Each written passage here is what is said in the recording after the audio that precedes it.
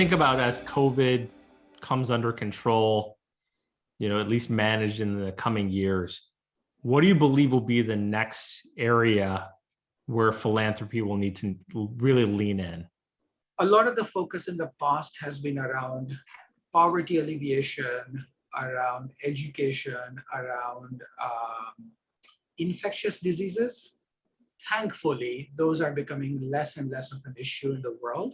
Like, we still have 5 million children dying before the age of 5, but I think that number is dropping quite rapidly. We have from 1 in 3 person being below the poverty line. Right now, it's 1 in 11. That still is a really, really high number, but I think there are enough forces and secular forces in the world that is helping those things.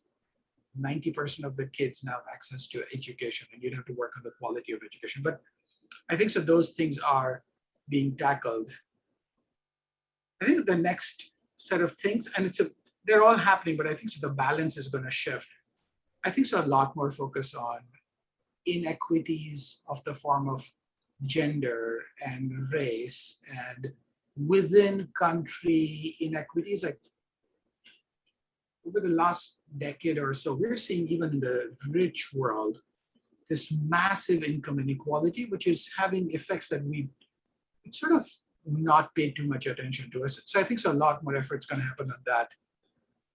We're going to go to the next frontier, at least for the lower middle income countries, on non-communicable diseases. Like, everybody thought diabetes and heart diseases, cancer, like those kind of things were much more of the first world or the rich world issues, partly because life expectancy was lower in the lower middle income countries. But I think that's going to change, and it's changing more rapidly, so that we're going to have to start focusing on diabetes and obesity and stuff like that. So that's a bit of how I think, and things like climate change will get bigger and bigger.